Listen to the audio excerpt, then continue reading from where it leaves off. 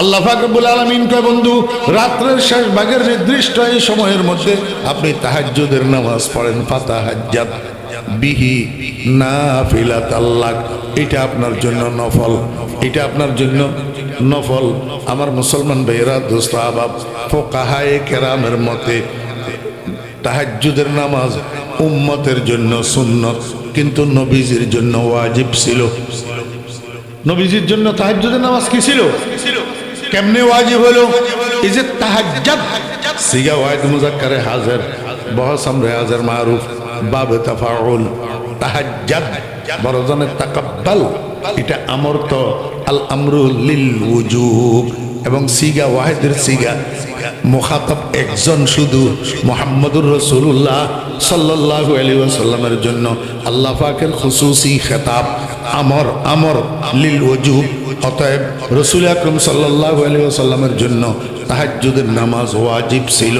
এখন প্রশ্ন দাঁড়ায়, যদি সিগায় আমরের দ্বারা নবীজির জন্য তাহাজ্জুদের নামাজ ওয়াজিব সাবেত হয়, তাহলে নাফিলাতাল লাক বললেন যে এবার আগের কথা আর পরের কথা সাংঘর্ষিক হয়ে গেল না? আমার ভাইয়েরা, দোস্ত আহবাব, আপনারা সর্বসাধারণ ভাইয়েরা মাঝখানে মাঝখানে কোনো কথা যদি আপনারা না বুঝেন, তো সেটার জন্য আপনারা ধৈর্য ধরে থাকবেন।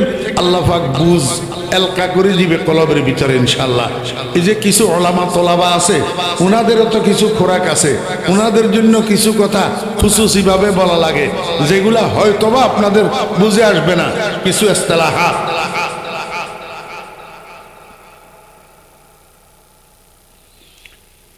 ফাতাহাজ্জাত শব্দের দ্বারা ওয়াজিব সাবেত হলো, পরে দিয়ে আবার করলেন নাফিলাতাল লাক, এটা আপনার জন্য নফল। তাহলে ওইখান দিয়ে ওয়াজিব সাবেত হয়, এখান দিয়ে কয় নফল। ভাইয়েরা, দোস্ত আহবাবেরা, একটা নফল তো আছে ফিকার ইসতিলাহি নফল, ফিকার ইসতিলাহি নফল, আর একটা হইছে নফল শব্দের মানায় লুগাবি। এখানে নাফিলাতাল লাক আল্লাহ পাক যে বলছেন, এইটা ফিকার ইসতিলাহি নফল ন, এইটা মানায় লুগাবি মালহুজ। অর্থাৎ হে নবী, আপনি রাত্রের একটা নির্দিষ্ট অংশে তাহাজ্জুদের নামাজ পড়েন, তাহাজ্জুদের নামাজ পড়েন। এই তাহাজ্জুদের নামাজটা আপনার সালাওয়াতে মাকতুবার অন্তর্ভুক্ত নয়, এটা 5 ওয়াক্ত ফরজ নামাজের উপরে দি বাড়তি একটা নামাজ, বাড়তি নামাজ। কথা বুঝছেন না? বুঝেন? এটা যদিও ওয়াজিব, কিন্তু এটা 5 ওয়াক্ত নামাজের অন্তর্ভুক্ত না, সালাওয়াতে মাকতুবার অন্তর্ভুক্ত না, এটা আপনার জন্য বাড়তি নামাজ। এই কথাটা বুঝাইছেন নাফিলাতাল লাক কইয়া, নাফিলাতাল লাক কইয়া নফল বুঝায় নাই। আল্লাহ পাক রব্বুল আলামিন কয় বন্ধু, যদি আপনি এই বাড়তি নামাজটা পড়েন, রাত্রের শেষ ভাগে ঘুম ত্যাগ করি, আরাম ত্যাগ করি, কষ্ট করে যদি এই বাড়তি নামাজটা পড়েন, আমি আপনাকে একটা পুরস্কার দেব। কি পুরস্কার? আসা আইয়াবাসাকা রাব্বুকা মাকামাম মাহমুদা, অতি নিকটবর্তী সময়ে, অতি নিকটবর্তী সময়ে, অর্থাৎ কিয়ামতের ময়দানে, কিয়ামতের ময়দানে আমি আপনাকে একটা পুরস্কার দেব। কি পুরস্কার? আমি আপনাকে মাকামে মাহমুদ তথা একটা সম্মানী আসনে, মর্যাদার আসনে আপনাকে আসীন করব কিয়ামতের ময়দানে। যেই মর্যাদার আসনটা আপনার পূর্বে 1.25 লক্ষ নবী রাসূলের কাউকে আমি দেব না, শুধু আপনাকে এই মর্যাদার আসন দান করব। আমি আমার নবীজিকে জিজ্ঞেস করলাম, ইয়া রাসূলুল্লাহ, ওই মর্যাদার আসন মাকামে মাহমুদটা কি? আল্লাহর হাবিব জনাব রাসূলুল্লাহ সাল্লাল্লাহু আলাইহি ওয়াসাল্লাম বলেন, যালিকা মাকামু শাফাআতিল কুবরা, যালিকা মাকামু শাফাআতিল কুবরা। ওই মর্যাদার আসনটা হইল কিয়ামতের ময়দানে শাফাআতে কুবরার আসন, শাফাআতে কুবরার অধিকার। আমার ভাইয়েরা, কিয়ামতের ময়দানের বিভীষিকাময় পরিস্থিতি, একদিকে খালি কাঁপে, আরেকদিকে সাতসূর্যের তাপ, একদিকে পিপাসা, বিভীষিকাময় গরম। কিয়ামতের মানুষ বরদাস্ত করতে পারবে না এই বিভীষিকাময় পরিস্থিতি। আযাবে আলিম বরদাস্ত করতে পারবে না, আযাবে শাদীদ বরদাস্ত করতে পারবে না।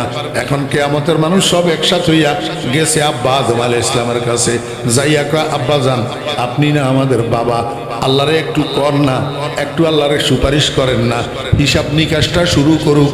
হিসাবে নিকাশে জান্নাতি হইলেও হইলাম, জাহান্নামী হইলেও হইলাম, কিন্তু কিয়ামতের মাঠের এই ভয়াবহ কষ্ট আর বরদাস্ত করতে পারি না। আল্লাহর কাছে একটু সুপারিশ করেন না, হিসাব নিকাশটা একটু শুরু করেই দেখ। আদম আলাইহিস সালামে কয় তোমরা আমার বেটা, এই কথা ঠিক, কিন্তু লাস্তু হুনাকা। আজকে আল্লাহ পাক যে জব্বারিয়তের মধ্যে আছে, কাহ্হারিয়তের মধ্যে আছে, আজকে আল্লাহ পাকের সামনে সুপারিশ করা তো দূরের কথা, মুখ খোলারও আমার সাহস নাই। বরং তোমরা একটা কাজ করো, আদমে সানি তোমাদের দ্বিতীয় আদি পিতা নূহ আলাইহিস সালামের কাছে যাও। কিয়ামতের মানুষ সব নূহ আলাইহিস সালামের কাছে যাবে। নূহ আলাইহিস সালাম একই উত্তর দিবে, বলবে বাবারা তোমরা খলিলুল্লাহ ইব্রাহিমের কাছে যাও। ইব্রাহিম আলাইহিস সালাম একই উত্তর দিবে। ইব্রাহিম আলাইহিস সালাম বলবেন তোমরা কলিমুল্লাহ মুসার কাছে যাও। মুসা আলাইহিস সালামের কাছে যাবে। মুসা আলাইহিস সালাম একই উত্তর দিবেন, বলবে তোমরা রূহুল্লাহ ঈসার কাছে যাও।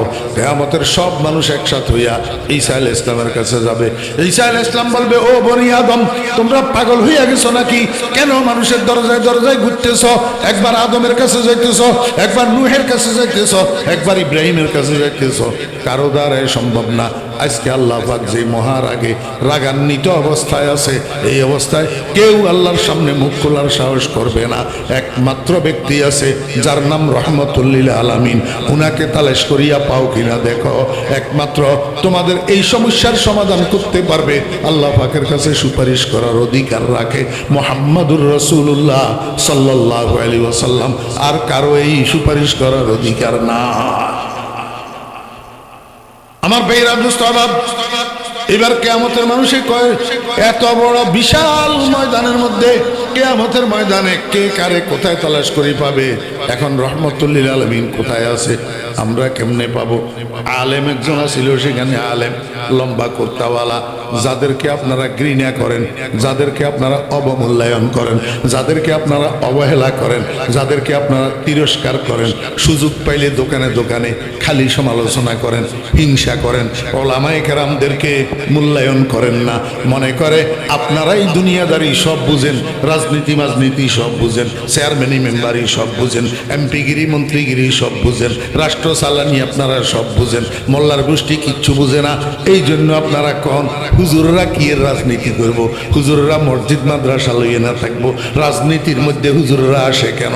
এটার অর্থ হইল হুজুরদেরকে আপনারা অবমূল্যায়ন করেন। কিন্তু মনে রাখিয়েন, এই হুজুরের মুখাপেক্ষি হইতে হবে আপনাদেরকে কিয়ামতের ময়দানে রহমতুল লিল আলামিনকে খুঁজি বাইর করার জন্য। কিয়ামতের ময়দানের বিশাল মাঠে কোথায় রহমতুল লিল আলামিনকে পাওয়া যাবে, এই কথা উলামায়ে কেরাম সারা, আলেমেরা সারা কেউ জানে না। কারণ রাসূল আকরাম সাল্লাল্লাহু আলাইহি ওয়াসাল্লাম জীবদ্দশায় বলে গেছেন, ও আমার উম্মতেরা, কিয়ামতের মাঠে তোমরা যদি আমারে পাইতে চাও তাহলে 3 জায়গায় তালাশ করিবা। এই 3 জায়গার যেই কোনো এক জায়গায় তোমরা আমাকে পাইবা। 1 নম্বর হাউজে কাউসারের পাড়ে, 2 নম্বর ফুলসিরাতের গোড়ায়, 3 নম্বর মিজানের পাল্লার পাশে। এই 3 জায়গায় তালাশ করলে আমি রহমতুল লিল আলামিনকে পাইবা। আমার আলহামদুলিল্লাহ আলহামদুলিল্লাহ নাহমাদুহু ওয়া নাস্তাঈনুহু ওয়া নাস্তাগফিরুহু ওয়া নু'মিনু বিহি ওয়া নাতাওয়াক্কালু আলাইহি ওয়া নাউযু বিল্লাহি মিন শুরুরি আনফুসিনা ওয়া মিন সাইয়্যাতি আ'মালিনা। মান ইয়াহদিল্লাহু ফালা মুযিল্লা লাহু ওয়া মান ইউদ্লিলহু ফালা হাদিয়া লাহু। ونشهد أن لا إله إلا الله وحده لا شريك له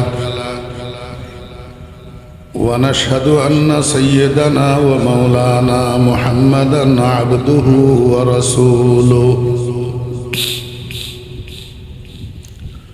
صلى الله تعالى عليه وعلى آله وأصحابه وبارك وسلم تسليما كثيرا. أما بعد فأعوذ بالله من الشيطان الرجيم. بسم الله الرحمن الرحيم. يا أيها الذين آمنوا اذكروا الله ذكرا كثيرا صدق الله مولانا العظيم قال رسول الله صلى الله عليه وسلم ما من شيء أنجى من عذاب الله من ذكر الله وصدق رسوله النبي الأمي الكريم ونحن على ذلك لمن الشاهدين والشاكرين ربنا تقبل منا إنك أنت السميع العليم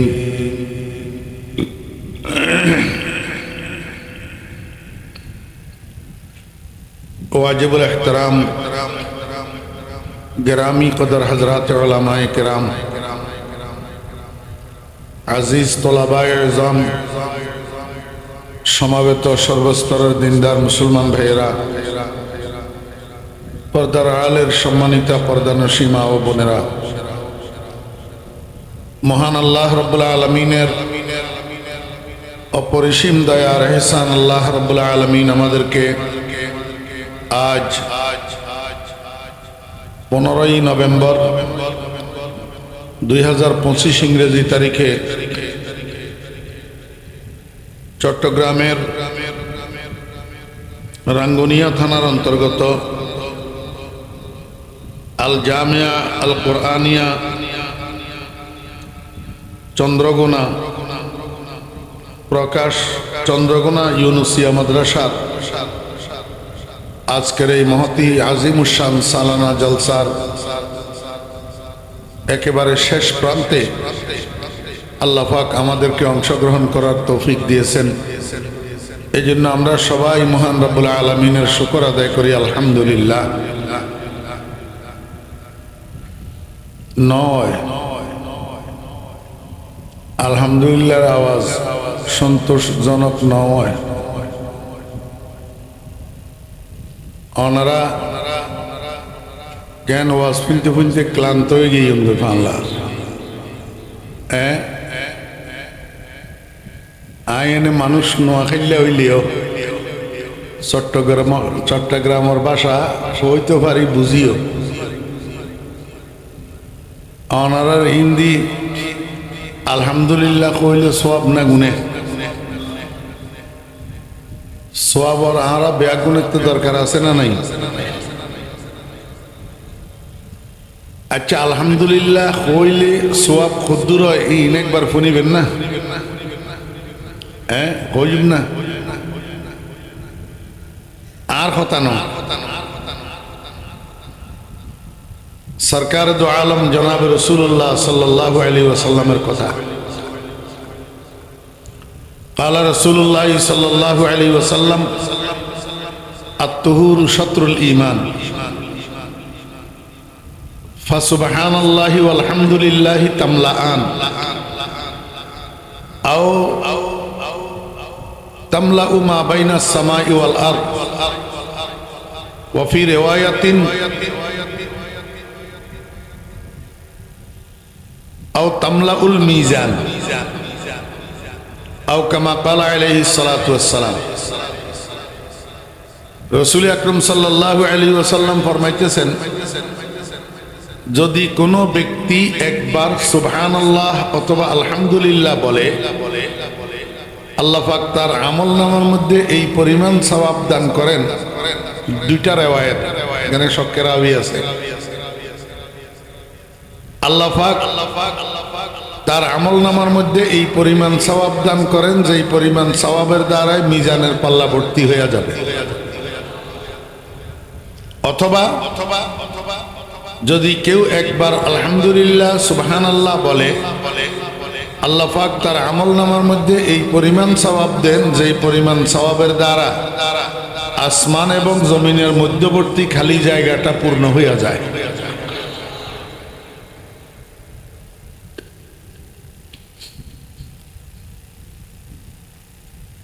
আমরা তো টাকার পাগল, সওয়াবের পাগল না। 500 টাকার নোট একটা কেউ দিবে বললে প্রয়োজনে 3 মাইল হাঁটি চলে যাবো তার কাছে, কিন্তু সওয়াব দিবে বললে আমরা অগ্রসর হই না। কেন? এটা দৃশ্য জগৎ তো দুনিয়া, দেখা জগৎ, টাকাও দেখা বস্তু, আর সওয়াব হইল আখিরাতের মুদ্রা। আখিরাত অদৃশ্য জগৎ, আখিরাতের মুদ্রাও অনদেখা। এখন আমরা বনি আদম যেটা দেখি এইটা বিশ্বাস করি, অনদেখাটা বিশ্বাস করি না। এই জন্য সওয়াবের প্রতি আমাদের ওই পরিমাণ আগ্রহ নাই যেই পরিমাণ আগ্রহ টাকার প্রতি আছে। এই জন্য টাকার বেলায় আসলে আমাদের মধ্যে কোনো অমনোযোগিতা থাকে না, উদাসীনতা থাকে না, অলসতা থাকে না। কিন্তু সওয়াবের বেলায় আসলে আমরা অমনোযোগী, উদাসীন, অলস, খালি একটু মুখটা লাড়বো এইটাতেও আমরা তৈয়ার না। সব সময় মনে রাখবেন, 2 প্রকারের মানুষের দুনিয়াও বরবাদ, আখিরাতও বরবাদ। এক প্রকার হইল অমনোযোগী, আরেক প্রকার হইল অলস। অলস মানুষেরও দুনিয়া আখিরাত দোনোটা বরবাদ, আর অমনোযোগী উদাসীন মানুষেরও দুনিয়া আখিরাত দোনোটা বরবাদ। আমাদের ছাত্র ভাইরা বলা বাহুল্য প্রতি বছর হাজার হাজার তালেবে ইলম দাওরায়ে হাদিস থেকে ফারেক হয়, কিন্তু 1000-এর মধ্যে 50 জন তালাশ করলে পাওয়া যাবে না ইস্তেদাদওয়ালা, মুস্তাঈদ, আরবি ইবারত সহি পড়তে পারে বুঝে এমন ইস্তেদাদওয়ালা 1000-এর মধ্যে 50 জনও পাওয়া যাবে না। এটার কারণ কি? কারণ হলো এই 12 বছরের লেখাপড়ার জমানা পুরাটাই সে অমনোযোগী। অমনোযোগিতার সাথে লেখাপড়া করছে, যেই লেখাপড়ার মধ্যে ফিকির ছিল না, এলমি ফিকির। এই কারণে 12 বছর লেখাপড়া করার পরেও দাওরায়ে হাদিস পাশ করার পরে আবার নুরানি ট্রেনিং দেওয়া লাগে। আমি নুরানি ট্রেনিং দেওয়ারে খারাপ বলতেছি না, কিন্তু নুরানি ট্রেনিং তো জামাতে হাফতুম পড়িও দেওয়া যায়, শসুম পড়িও দেওয়া যায়, পাঞ্জুম পড়িও দেওয়া যায়। তো যদি নুরানি ট্রেনিং এ শেষ পর্যন্ত দেওয়া লাগবে, তাহলে কেন দাওরায়ে হাদিস পর্যন্ত সময় নষ্ট করলাম? ফিকরে ইলমি হর কে রাহা হাসিল শাওয়াত ও ইয়াকিনান আলেমে কামেল শাওয়াত। এলমের ফিকিরে যারে ধরছে, এলমের দিকে মনোযোগে যারে ধরছে, সে মুস্তাঈদ না হইয়া পারবে না। এই মুস্তাঈদ না হওয়ার কারণ হলো অমনোযোগিতা, উদাসীনতা। এই জন্য দুনিয়াও বরবাদ, আখিরাতও বরবাদ। 2 প্রকারের মানুষের, এক প্রকারের মানুষ হলো অলস, আরেক প্রকারের মানুষ হলো উদাসীন। এখন আপনারা যে আলহামদুলিল্লাহটা সবাই বললেন না, আমি তো বলতে পারতেছি না কি অলসতার কারণে বললেন না, না উদাসীনতার কারণে বললেন না? আরো একটা কারণ হইতে পারে, সেটা হইল নোয়াখালীর থেকে মৌলবী একটা আসছে, সে যাই কইবে তা আমার মানতে হবে এমনটা জরুরি তো না। আমি বড় মানুষ, তার কথা মানবো কেন? এই অহংকারে পাইছি আপনারা। এই জন্য আলহামদুলিল্লাহ মুখ থেকে বাইরে হয় নাই। এবার একটু এই অলসতা ও মনোযোগিতা দোনোটারে ঝাড়ি ফেলি দি, সবাই উচ্চস্বরে অন্তরের অন্তঃস্থল থেকে আল্লাহ পাকের শুকর আদায় করে কালিমাতুশ শুকরটা পাঠ করি আলহামদুলিল্লাহ। দেখছেন নি আওয়াজটা কত বাড়লো? আমার মনে হয় এখনো কিছু অলসতার রোগী ভিতরে ভিতরে আছে, তবে এটার আর চিকিৎসা নেই। এটার কি নেই? চিকিৎসা নেই। এই সুযোগ যে গ্রহণ করল না, তার মতো হতভাগা পোড়া কপাল দুনিয়াতে আর নাই। আল্লাহ পাক আমাদেরকে কি জন্য বানাইছেন? কোরআন শরীফের মধ্যে আল্লাহ পাক বলছেন, ওয়ামা খালাকতুল জিন্না ওয়াল ইনসা ইল্লা লিয়াবুদুন। আমি মানুষ এবং জিন বানাইছি আমার ইবাদত করার জন্য। কিসের জন্য? ইবাদত করার জন্য। এই ইবাদতটা প্রথমত দুই প্রকার। কয় প্রকার? দুই প্রকার, ফরজ আর নফল। ফরজ আর নফল। ফরজ ওই সমস্ত ইবাদত যেগুলা কম্পালসারি, করতেই হবে, করলে পুরস্কার আছে, না করলে শাস্তি আছে। আর নফল ওই সমস্ত ইবাদত যেগুলা কম্পালসারি না, অপশনাল, ঐচ্ছিক, করলে পুরস্কার আছে, না করলে শাস্তি নেই। এই পর্যন্ত কথা বুঝছেন আপনারা? ইবাদত সর্বপ্রথম কয় প্রকার? কয় প্রকার? আমারে পরীক্ষা দিতে হবে তো। আমার এটা ওয়াজ মাহফিল না, এটা ক্লাস। আমি এখানে বিনা দাওয়াতে আসিনি, তোফাইলি না। মোহতারাম সাহেব হুজুর দাওয়াত দিয়ে আনি আপনাদের সামনে বসাইছি। যতক্ষণ আমি এই মাইকের সামনে বসা আছি ততক্ষণ আমি আপনাদের সবার শিক্ষক। আপনারা যারা শ্রোতা হইয়া আমার সামনে বসছেন সকলে আমার ছাত্র। আপনারা বলবেন, হুজুর আমরা তো আপনার থেকে অনেকে বয়স বেশি, মুরব্বী আছি, আমরা কেন আপনার ছাত্র হব? আমি আপনাদেরকে বলবো, ছাত্র হওয়ার জন্য বয়স কম হওয়া লাগে না, আর শিক্ষক হওয়ার জন্য বয়স বেশি হওয়া লাগে না। যদি এমনটা হইতো তাহলে হযরত আব্বাস রাদিয়াল্লাহু আনহু চাচা, রাসূলুল্লাহ সাল্লাল্লাহু আলাইহি ওয়াসাল্লাম ভাতিজা। বয়স কার বেশি, চাচার না ভাতিজার? চাচার বয়স, ভাতিজার বয়স। কিন্তু এই দুইজনের মধ্যে ওস্তাদ কে, ছাত্র কে? কথা কয় না। ভাতিজা ওস্তাদ, চাচা ছাত্র। তাহলে ওস্তাদের বয়স বেশি না ছাত্রর বয়স বেশি? ছাত্রর বয়স বেশি না? তো সেখানে যদি ওস্তাদের থেকে ছাত্রর বয়স বেশি হইয়াও ছাত্র হইতে পারে, আপনারা যারা মুরব্বী আছেন আপনারা কেন বয়স বেশি হওয়ার কারণে আমার ছাত্র হইতে পারবেন না? ঠিক আছে না? এখন যারা শিক্ষককে শিক্ষক হিসাবে স্বীকৃতি দেয় তারা হইল বাধ্য ছাত্র, আদব কায়দাওয়ালা ছাত্র। আর যারা শিক্ষককে শিক্ষক হিসাবে স্বীকৃতি দেয় না তারা কি ছাত্র আপনারা বলেন তো? আমি তো বলতে আমার কাছে শরম লাগতেছে। যারা শিক্ষককে শিক্ষক হিসাবে স্বীকৃতি দেয় না এগুলার নাম বেয়াদব ছাত্র। রাসূল আকরাম সাল্লাল্লাহু আলাইহি ওয়াসাল্লাম দুজনের কাছে শিক্ষক বানাইয়া রাসূলুল্লাহ সাল্লাল্লাহু আলাইহি ওয়াসাল্লামকে আল্লাহ পাঠাইছেন। দুজনের কাছে, একজনের নাম আবু বকর আর একজনের নাম আবু জেহেল। রাসূলুল্লাহ সাল্লাল্লাহু আলাইহি ওয়াসাল্লাম দুজনের শিক্ষক হইয়া আসছেন না? একজনে নবীজিকে শিক্ষক হিসাবে স্বীকৃতি দিয়েছে, লা ইলাহা ইল্লাল্লাহু মুহাম্মাদুর রাসূলুল্লাহ স্বীকৃতি দিয়েছে। উনার নাম আবু বকর, এই জন্য উনি আদব কায়দাওয়ালা ছাত্র। আরেকজনে নবীজিকে শিক্ষক হিসাবে স্বীকৃতি দেয় নাই, এই জন্য সে বেয়াদব ছাত্র, তার নাম আবু জেহেল। বুঝছেন না? বুঝেন না? নম্বর এক।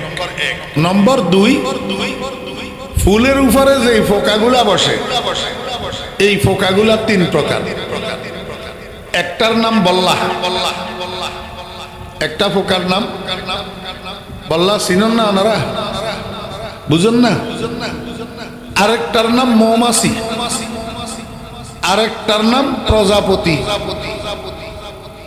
ওনারা এডের গ্রাম্য ভাষায় প্রজাপতিরে কি হয়?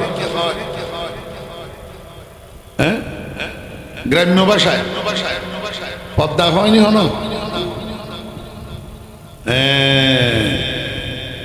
তাহলে ফুলের উপরে বসে যে ফোকা কয় প্রকার? এই 3 প্রকারের ফোকা ফুলের উপরে বসে।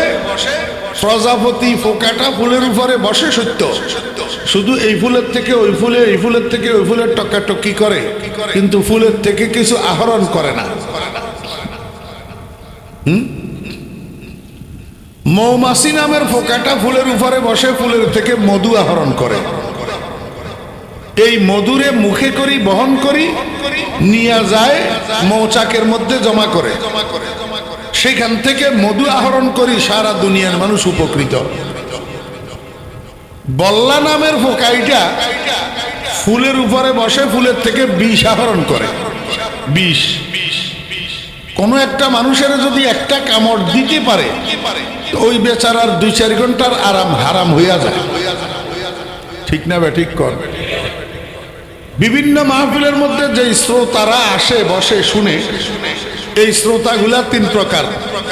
কতগুলা শ্রোতা বল্লা মার্কা, আর কতগুলা শ্রোতা মৌমাছি মার্কা, আর কতগুলা শ্রোতা প্রজাপতি মার্কা। প্রজাপতি মার্কা শ্রোতা যেগুলা, সেগুলা এই মাহফিলের থেকে ওই মাহফিলে, এই মাহফিলের থেকে খালি টকাটকি করে, একটা মাহফিলও বাদ দেয় না। গোড়ার ডিমা মাহফিলের থেকে কিছু আহরণ করে না।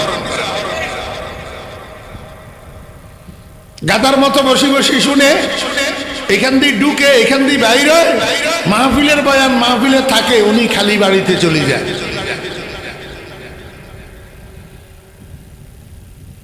বল্লা মার্কা শ্রোতা যেগুলা, এগুলা মাহফিলে আসে, বয়ানও মনোযোগ সহকারে শুনে, কিন্তু নিয়ত খারাপ।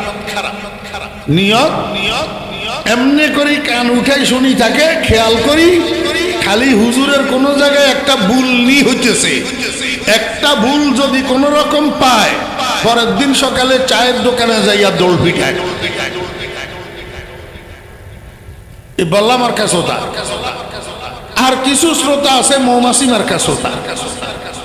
এরা বয়ানের মধ্যে মধু মার্কা আলোচনা, যেগুলা ইমানের আলোচনা, আমলের আলোচনা, সুন্নতের আমল আলোচনা, কোরআন তেলাওয়াতের আলোচনা, জিকিরের আলোচনা, দুরূদ শরীফের আলোচনা, এগুলারে মনোযোগ সহকারে আহরণ করে, বাড়িতে যাইয়া পরের দিন সকাল থেকে একটা একটা কথার উপরে আমল করা শুরু করে। এবার আপনারা আমাকে একটু বলেন, আপনারা মেহরবানি করি কারা কারা প্রজাপতি মার্কা শ্রোতা হইতে চান? একটু হাত উঠান। ওই কতগুলো উঠেছে। মনোযোগ সহকারে শুনে, মনোযোগ সহকারে শুনতেছে। আচ্ছা, বল্লা মার্কা শ্রোতা কে কে আছেন? একটু হাত উঠান তো। না, এখন সতর্ক হয়ে গেছে, আর উঠে না।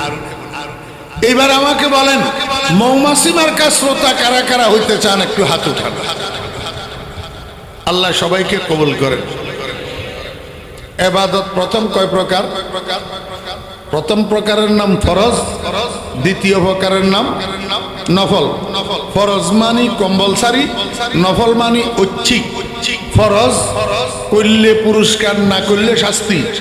নফল করলে পুরস্কার, না করলে শাস্তি নাই।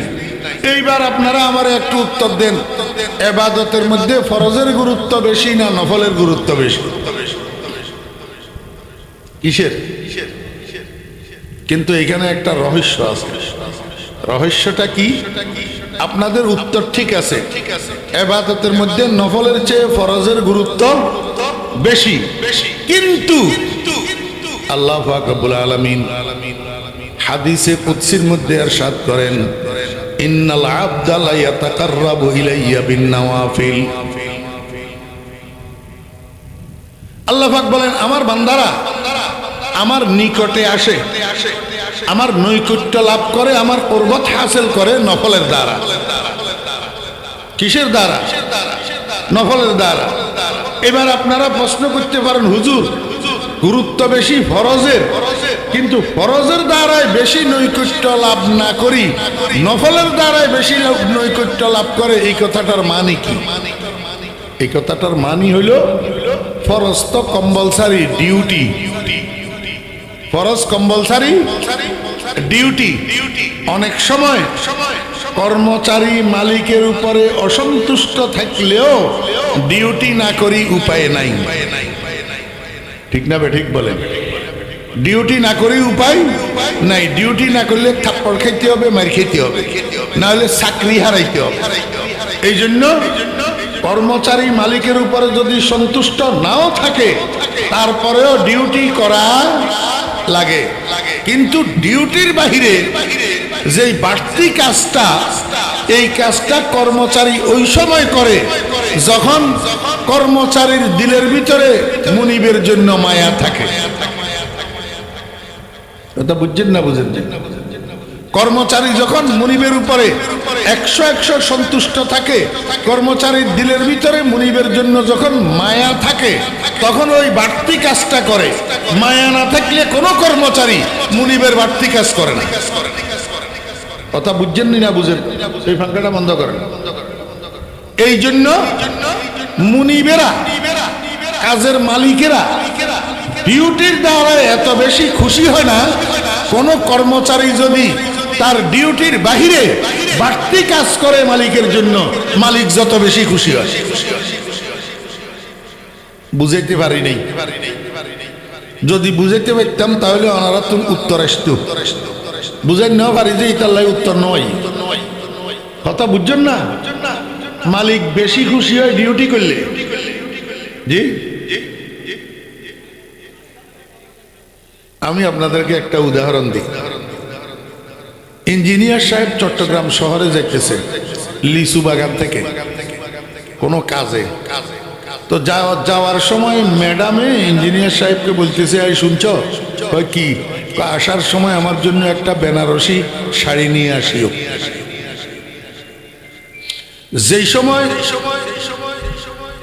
যেই সময় ম্যাডাম ইঞ্জিনিয়ার সাহেবের এই কথাটা বলতেছে, ওই সময় ম্যাডামের শোকেসের মধ্যে 25টা শাড়ি জমা আছে।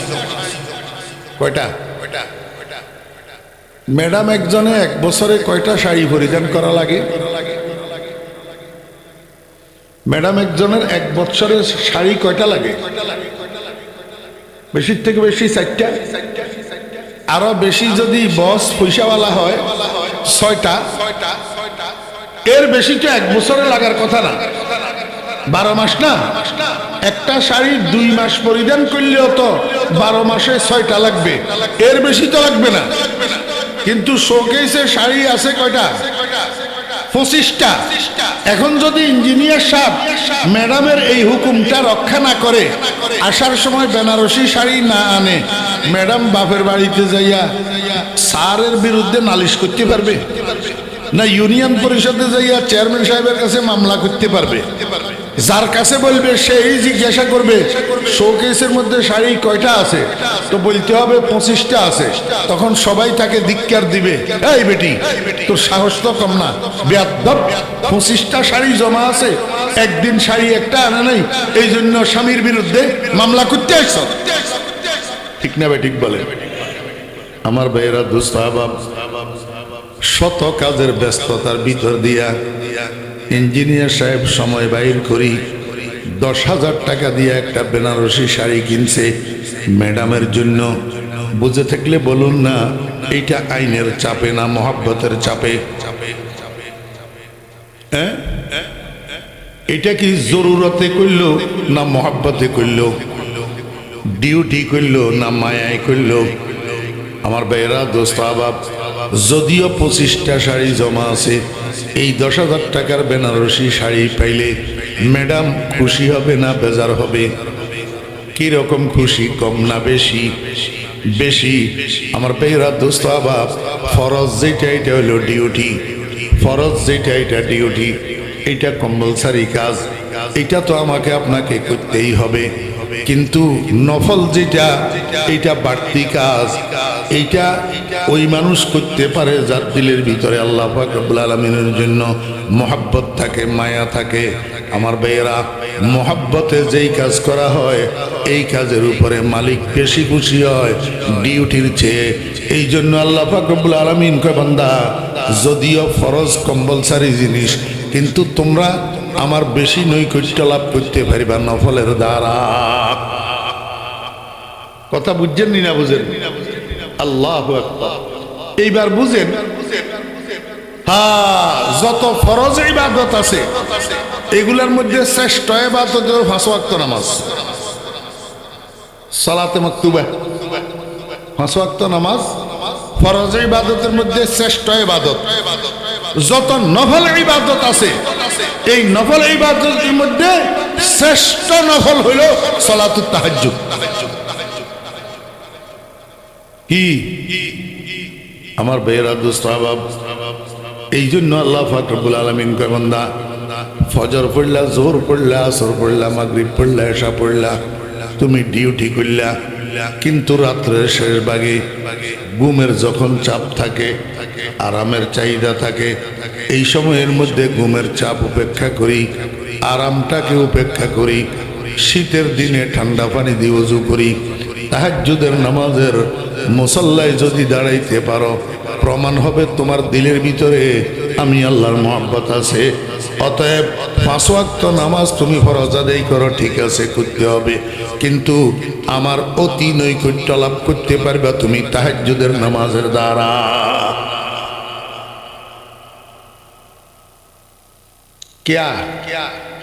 কারণ কি? আপনাদের এদিকে কিছুদিন আগে এই কাঁচা মরিচের কেজি 500 টাকা হয়েছিল। হ্যাঁ, কাঁচা মরিচ 500 টাকা পর্যন্ত। কারণটা কি? আমার ভাইয়েরা, দোস্ত আহবাব, কারণ হইল আগে যেই কাঁচা মরিচ উৎপাদন হয়েছে এগুলাকে কোল্ড স্টোরের মধ্যে জমা রাখছে। কোল্ড স্টোরেজের মধ্যে বিদ্যুৎ বিভ্রাটের কারণে কোল্ড স্টোরেজের মধ্যে জমা রাখা সব কাঁচামরিচগুলা ফসে গেছে। আবার নতুনভাবে কাঁচামরিচ উৎপাদনের জন্য কৃষকেরা যে ক্ষেত করছে, ক্ষেত অতি বৃষ্টির কারণে ক্ষেত এগুলা নষ্ট হয়ে গেছে। এখন নতুনভাবে উৎপাদনও হয় নাই, আগের উৎপাদিত গুলা পচে গেছে, যার কারণে কাঁচামরিচ মার্কেটের মধ্যে ছুট পড়ছে। মার্কেটের মধ্যে যেই মাল ছুট পড়ে ওই মালের মার্কেটের দাম বাড়ি যায়। এখন দাম বাড়া মালিটা যেই সওদাগরের গোডাউনে স্টক থাকে সেই সওদাগরেরও দাম বাড়ি যায়। রাতে রাতে কোটিপতি হয়ে যায়। রাতে রাতে কি হয়ে যায়? আল্লাহ পাক রব্বুল আলামিন কয়, দুনিয়ার মানুষেরা আজকের ফজরের আযানের পর থেকে রাত্রের 12টা পর্যন্ত আমার ইবাদতের মার্কেট গরম। কেউ না কেউ কোনো না কোনো ভাবে কোনো না কোনো ইবাদতের মধ্যে লিপ্ত থাকে। কেউ নামাজ পড়ে, কেউ রোজা। গোটা দুনিয়া নীরব নিস্তব্ধ হইয়া থাকে। আল্লাহ পাক কয়, বান্দা আমার ইবাদতের মার্কেট ছুট পড়ে থাকে। ওলামায়ে কেরামেরা, মুহাদ্দিসিনে কেরামেরা, আইম্মায়ে কেরামেরা, তাবলীগীরা, পীরের মুরিদেরা সবাই পড়িয়া ঘুমায়। আমার ইবাদতের মার্কেটটা ঠান্ডা হইয়া থাকে। ইবাদতের মার্কেটের মধ্যে ইবাদত সুট পড়ি থাকে। এই মার্কেট সুট মালের যেরকম দুনিয়ার মার্কেটে দাম বাড়ে, আমার ইবাদতের মার্কেটে মার্কেট সুট ইবাদতের এরকম দাম বাড়ি যায়। যেই মানুষটা রাত্রের শেষ ভাগে ঘুম থেকে উঠি ঠান্ডা পানি দিয়ে ওযু করি, তাহাজ্জুদের মুসাল্লায় নিজেকে দাঁড় করাইয়া দিতে পারে, ওই মার্কেট সুট ইবাদতের সাথে লাগার কারণে তারও এরকম দাম বাড়িয়া যায়। আল্লাহ পাক রব্বুল আলামিন কয়, দুনিয়ার মানুষেরা আমার বন্ধুর সাহাবীদের মর্যাদা এত বেশি কেন হইল জানোনি তোমরা? কত বেশি হইছে সাহাবীদের মর্যাদা? কত বেশি?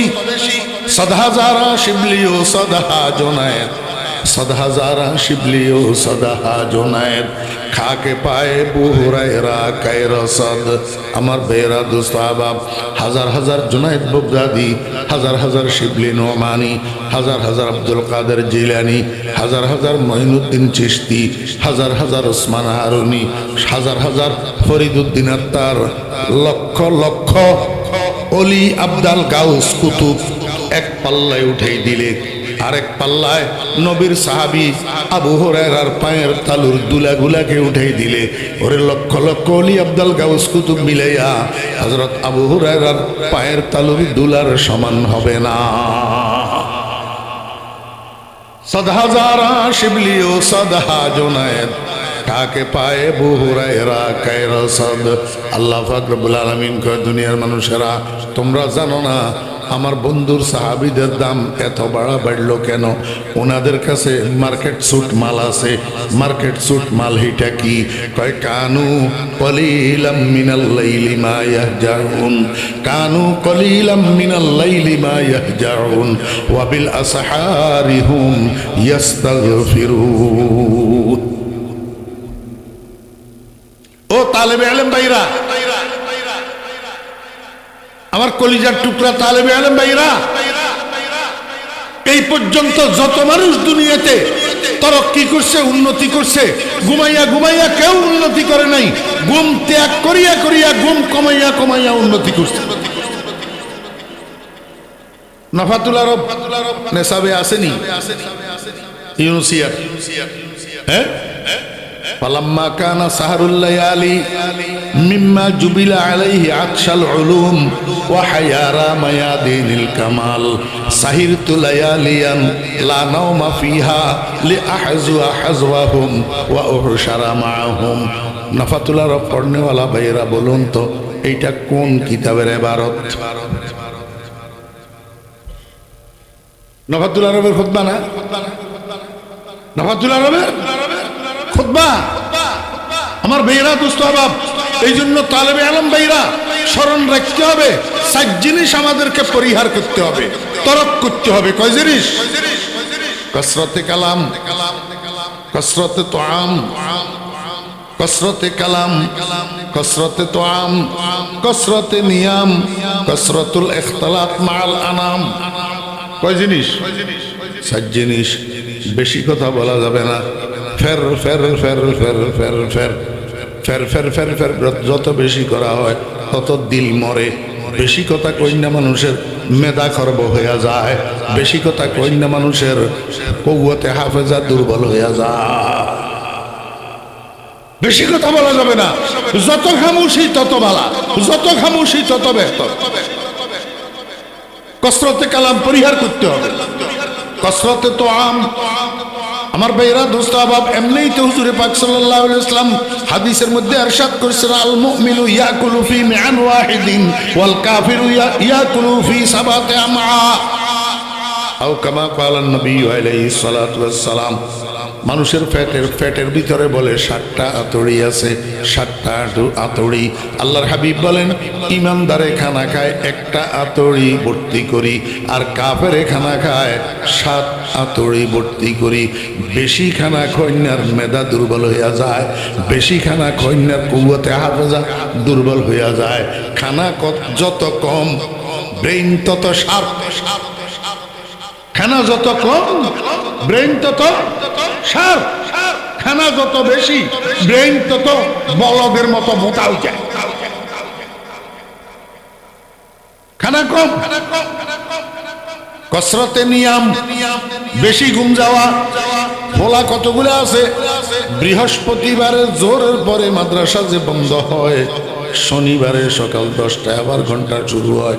এই বৃহস্পতিবারে জোরের পরে যে ঘুম দিয়েছে, মাঝখানে শুক্রবার গেছে, শনিবার দিন ফজরের নামাজও পড়ে নাই, 8টা বাজে ঘুম থেকে উঠছে।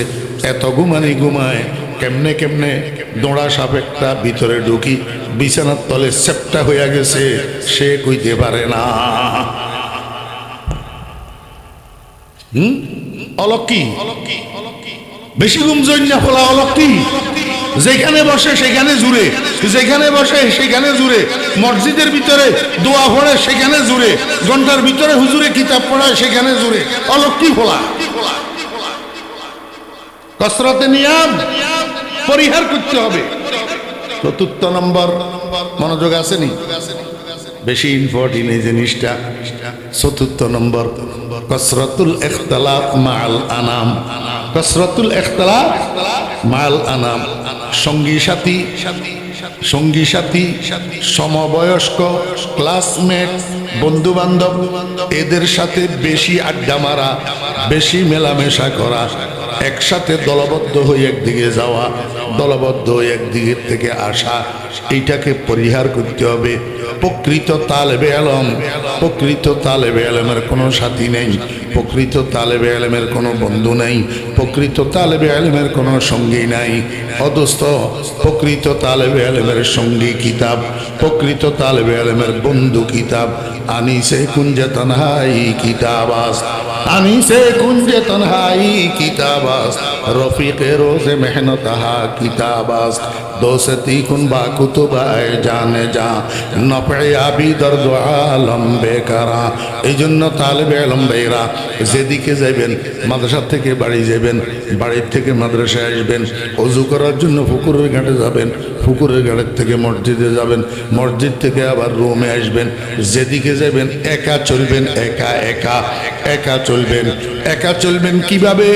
এই চলার পথে হুজুরে আজকে 7 ঘন্টার মধ্যে কোন কিতাবের মধ্যে কি পড়াইলো, এই পড়াইটারে মাথার মধ্যে রিভাইজ দিবেন, ঘুরাইবেন, বুঝলেন কিনা, কথাটা আপনার আয়ত্ত হইল কিনা, সবকটা মুখস্থ হইল কিনা, মাথার মধ্যে ঘুরাইবেন। যদি দেখেন সবকের একটা জুজ মাথার মধ্যে আসতেছে না অথবা বুঝতেছেন না, সাথে সাথে হয় ওস্তাদের দিকে রুজাত করবেন, না হলে কিতাবের দিকে রুজাত করবেন। এই ফিকির নিয়ে যদি চলেন, একলা চলতে হবে। 2-3 জন একসাথে চললে আপনার ফিকির নিয়ে চলা হবে না, গল্প গুজবের মাধ্যমে চলা হবে, গোড়ার ডিমো ইস্তেদাদ হবে না।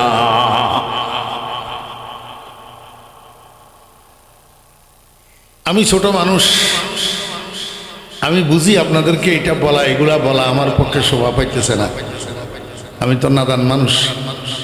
কিন্তু যত নাদানি হই, বয়স তো একটু হইছে, দাড়িগুলা সাদা হইছে না, মাথার চুল সাদা হইছে। সবচেয়ে বড় কথা হইল মন্না করদম সুমা হাজার বকুনের, আমরা তো বনতে পারি নাই, আপনাদেরকে বলতেছি, আপনারা এখনো বনতে পারেন কিনা দেখেন। একটা কথা যদি একজনের জন্য কাজে লাগিয়া যায়, এ নালায়েক ফরিদুদ্দিনের জন্য নাজাতের উসিলা হইয়া যাইতে পারে। আল্লাহু আকবার। ঘুমাই কেউ তরক্কি করতে পারে নাই। আল্লাহ পাক রব্বুল আলামিন কয়, দুনিয়ার মানুষেরা, আমার বন্ধুর সাহাবীদের মধ্যে মার্কেট সুট মাল এটা ছিল। কি মার্কেট সুট মাল? কানু কলিলাম মিনাল লাইলি মা ইয়াহজাউন। আমার বন্ধুর সাহাবীরা সারা রাত বলদের মতো ঘুমাইতো না, অল্প সময় ঘুমাইতেন। রাত্রের আবার শেষ ভাগ যখন হইতো, বিল আসহার, সেহরি খাওয়ার সময়, সেহরি খাওয়ার সময়, ফজরের আজানের ওয়াক্ত হওয়ার পূর্ব সময়টা, আল্লাহ পাক বলেন আমার বন্ধুর সাহাবীরা মাগফুরুম মিনাল্লাহ, আল্লাহর পক্ষ থেকে ক্ষমার সার্টিফিকেট প্রাপ্ত। কথা কয় না? সাহাবীরা আল্লাহর পক্ষ থেকে ক্ষমার সার্টিফিকেট প্রাপ্ত। ইমালু মা শিতুম কাদ গফারাল্লাহু লাকুম, ইমালু মা শিতুম কাদ গফারাল্লাহু লাকুম। আমার বন্ধুর সাহাবীরা, ও আসহাবে বদর, তোমরা যারা বদরের যুদ্ধে অংশগ্রহণ করছো, তোমাদেরকে আমি ইখতিয়ার দিলাম, মনে যা চায় তা করো। অতীতে যেগুলা করছো কোনো ভুল ত্রুটি যদি থাকে, আমি সেটা তো মাফ করে দিলাম। ওই এখন থেকে মৃত্যু পর্যন্ত, সামনেও যদি কোনো ভুল ত্রুটি অনিচ্ছাকৃত করো, সেটাও মাফ করে দিলাম।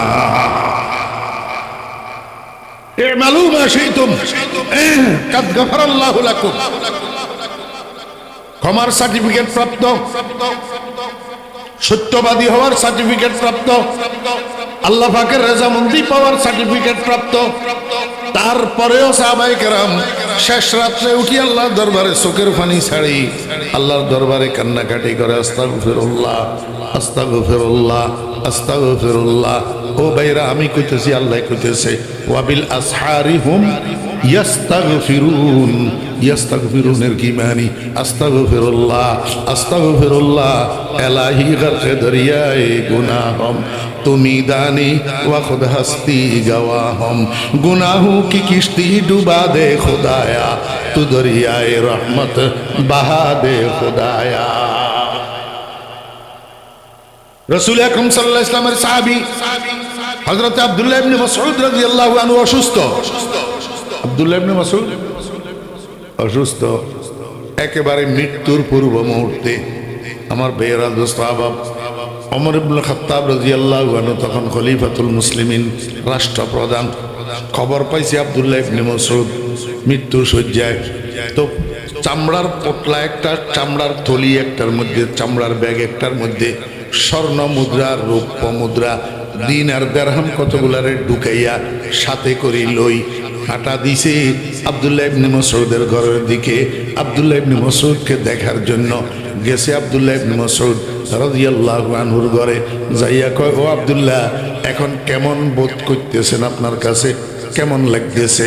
আব্দুল্লাহ ইবনে মাসউদ কয়, খলিফাতুল মুসলিমিন, আমার কোনো ভয় নাই, আমার কোনো ডর নাই, আমি শুধু একটা পেরেশানিতে আছি, জুনুবি জুনুবি জুনুবি জুনুবি।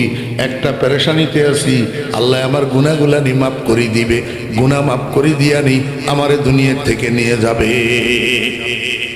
এইটা গুনার টেনশন ছাড়া আর কোনো রোগ নাই।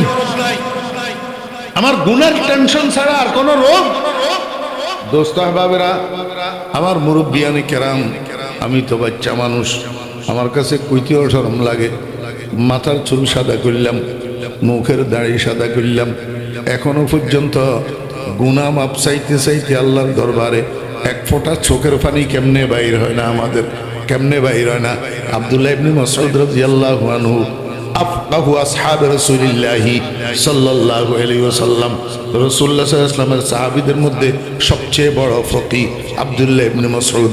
আব্দুল্লাহ মতলব, আব্দুল্লাহ মতলব হযরত আব্দুল্লাহ ইবনে মাসউদ রাদিয়াল্লাহু আনহুর মতো এত বড় জলিলুল কদর সাহাবী যদি বলতে পারে খলিফাতুল মুসলিমিন আমার গুনার ভয় ছাড়া আর আমার কাছে কোনো রোগ নাই, তো 1450 বছর পরে আমি আর আপনার কি খবর? আমরা কেমনে গুনারে ভয় করি না, কেমনে আল্লাহর দরবারে কান্দি না। হযরত ওমর ফারুক রাদিয়াল্লাহু আনহু দিনার দিরহাম ভর্তি থলি এটারে আব্দুল্লাহ ইবনে মাসউদের দিকে আগাইয়া ধরছে। কয়, আব্দুল্লাহ ইবনে মাসউদ এগুলা রাখেন। আব্দুল্লাহ ইবনে মাসউদ রাদিয়াল্লাহু আনহু কয়, খলিফাতুল মুসলিমিন এটার ভিতরে কি? কয়, কতগুলা দিনার দিরহাম। আব্দুল্লাহ ইবনে মাসউদ কয়, দিনার দিরহাম দিয়ে এখন আমি কি করব? আমি তো অলরেডি চলেই যাইতেছি আখিরাতে, তা আখিরাতে এই মুদ্রা চলবে না, অতএব এই দিনার দিরহামের আমার দরকার নাই, আপনার দিনার দিরহাম আপনি রাখি দেন। হযরত ওমর ফারুক রাদিয়াল্লাহু আনহু কয়, আব্দুল্লাহ ইবনে মাসউদ আপনি না মারা যাবেন, এই মেয়ে যে কতগুলা ঘরে রাখি যাইতেছেন, মেয়ে, আপনার তো কোনো ছেলে নাই, শুধু মেয়ে কতগুলা, আপনার এই দিনার দিরহামগুলা আপনার রেখে যাওয়া আপনার মেয়েদের কাজে লাগবে, এগুলা রাখেন। আব্দুল্লাহ ইবনে মাসউদ কয়, খলিফাতুল মুসলিমিন আমি মারা যাওয়ার পরে আমার মেয়েরা আপনার দিনার দিরহামের মহতাজ হবে না। কয়, কেন? কয়, আমি আমার বন্ধুর থেকে যেই দিন শুনছি, যেই দিন মান কারা সূরাতাল ওয়াকিআতি কুল্লা লাইলাতিন লাম তুসিবহু ফাকাতুন আবাদা, আমার বন্ধু বলছেন যে ব্যক্তি রাত্রে সূরা ওয়াকিআ তেলাওয়াত করে ঘুমাবে মৃত্যু পর্যন্ত তাকে আর কোনোদিন উপবাসে স্পর্শ করবে না, সে বুকা থাকা লাগবে না। আমার বন্ধুর কাছে এই কথা যেদিন আমি শুনছি সেই দিন ঘরে আসি, আমার মেয়েদেরকে আমি সূরা ওয়াকিআ মুখস্থ করাইছি এবং বলছি, বাবারা এখন থেকে মৃত্যু পর্যন্ত যে যতদিন বাঁচবা প্রতি রাত্রে সূরা ওয়াকিআ তেলাওয়াত করা ছাড়া ঘুমাইবা না।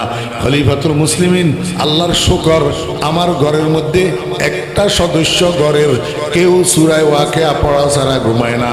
আমি আশা করি এই আমল আমার ঘরে যতদিন চালু থাকবে ততদিন পর্যন্ত আমার মেয়েরা আপনার দিনার দিরহামের মহতাজ হবে না। দেখছেন নি তামাশা? আল্লাহু আকবার। ও মেয়েরা দোস্ত আবাব, এবার বলেন নফল ইবাদতের মধ্যে শ্রেষ্ঠ ইবাদতটার নাম কি? আল্লাহ পাক রব্বুল আলামিন আল্লাহর বন্ধুরে হুকুম দিয়েছেন, ওয়া মিনাল লাইলি ফাতাহাজ্জাদ বিহি নাফিলাতাল লাক আসা আন ইয়াবআসাকা রাব্বুকা মাকামাম মাহমুদা। ও বন্ধু আমার মুহাম্মদ সাল্লাল্লাহু আলাইহি ওয়াসাল্লাম, রাত্রের শেষ ভাগের একটা নির্দিষ্ট অংশে আপনি তাহাজ্জুদের নামাজ পড়েন। ওয়া মিনাল লাইলি মিন মিনে তবিজিয়া, এই জন্য আইছে যে সারা রাত তাহাজ্জুদের নামাজ নাই। তাহাজ্জুদের নামাজের জন্য একটা নির্দিষ্ট সময় আছে, রাত্রের শেষ ভাগ। রাত্রের শেষ ভাগ আল্লাহ পাক রব্বুল আলামিন কয়, বন্ধু রাত্রের শেষ ভাগের নির্দিষ্ট এই সময়ের মধ্যে আপনি তাহাজ্জুদের নামাজ পড়েন। ফাতাহাজ্জাদ বিহি নাফিলাতাল লাক, এটা আপনার জন্য নফল, এটা আপনার জন্য নফল। আমার মুসলমান ভাইয়েরা দোস্ত আহবাব, ফুকাহায়ে কেরামের মতে তাহাজ্জুদের নামাজ উম্মতের জন্য সুন্নত, কিন্তু নবীজির জন্য ওয়াজিব ছিল। নবীজির জন্য তাহাজ্জুদের নামাজ কি ছিল? কেমনে ওয়াজিব হলো? এই যে তাহাজ্জুদ সিগা ওয়াহিদ মুযাক্কারে হাজির, বহস আমরে হাজির মারুফ, বাবে তাফাউল। তাহাজ্জুদ বরজনে তাকাব্বাল, এটা আমর তো আল আমরু লিল ওয়াজুব, এবং সিগা ওয়াহিদের সিগা মুখাতাব একজন শুধু মুহাম্মদুর রাসূলুল্লাহ সাল্লাল্লাহু আলাইহি ওয়াসাল্লামের জন্য আল্লাহ পাকের খুসুসি খেতাব আমর আমর লিল ওয়াজুব। অতএব রাসূল আকরাম সাল্লাল্লাহু আলাইহি ওয়াসাল্লামের জন্য তাহাজ্জুদের নামাজ ওয়াজিব ছিল। এখন প্রশ্ন দাঁড়ায়, যদি সিগায় আমরের দ্বারা নবীজির জন্য তাহাজ্জুদের নামাজ ওয়াজিব সাবেত হয়, তাহলে নাফিলাতাল লাক বললেন যে এবার আগের কথা আর পরের কথা সাংঘর্ষিক হয়ে গেল না? আমার ভাইয়েরা দোস্ত আহবাব, আপনারা সর্বসাধারণ ভাইয়েরা মাঝখানে মাঝখানে কোনো কথা যদি আপনারা না বুঝেন, তো সেটার জন্য আপনারা ধৈর্য ধরে থাকবেন। আল্লাহ পাক বুঝ এলকা করে দিবে কলবের ভিতরে ইনশাআল্লাহ। এই যে কিছু ওলামা তোলাবা আছে, ওনাদেরও তো কিছু খোরাক আছে, ওনাদের জন্য কিছু কথা খুসুসি ভাবে বলা লাগে, যেগুলা হয়তোবা আপনাদের বুঝে আসবে না। কিছু ইসতিলাহাত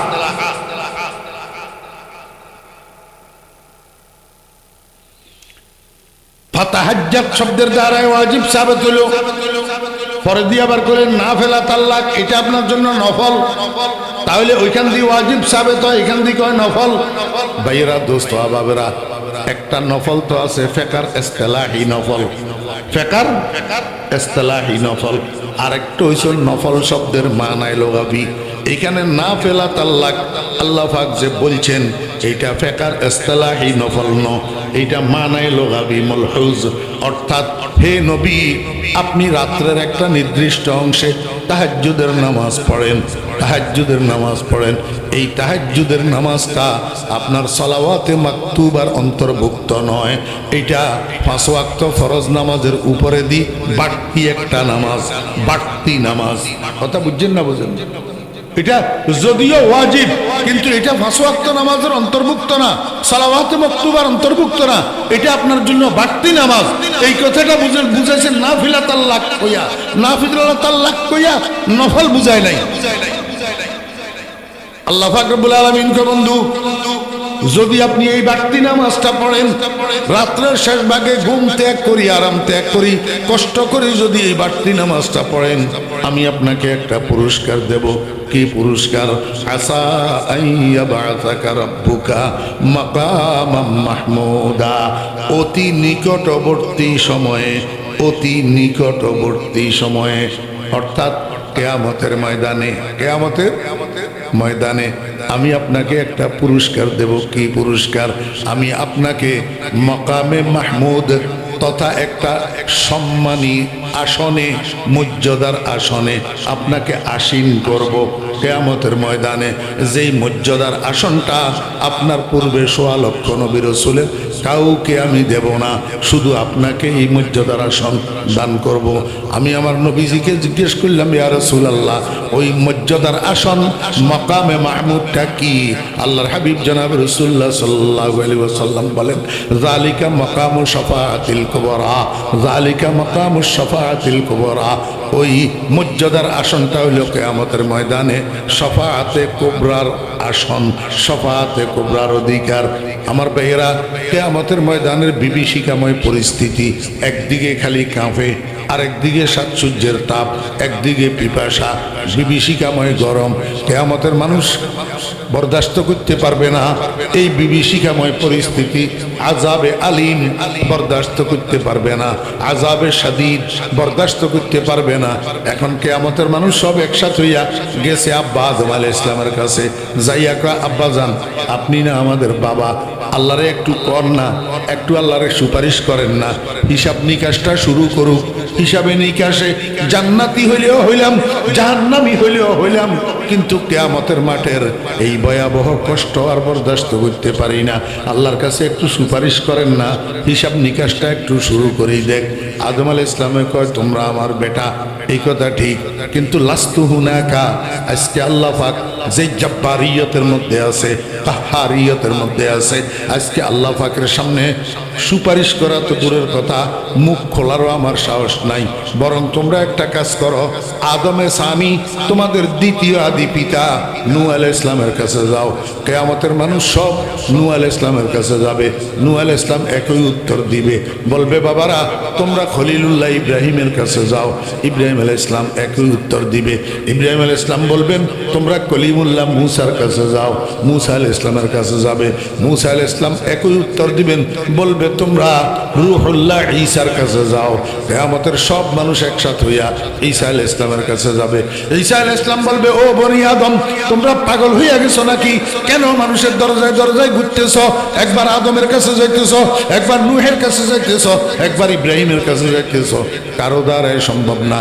আজকে আল্লাহ পাক যে মহারাগে রাগান্বিত অবস্থায় আছে, এই অবস্থায় কেউ আল্লাহর সামনে মুখ খোলার সাহস করবে না।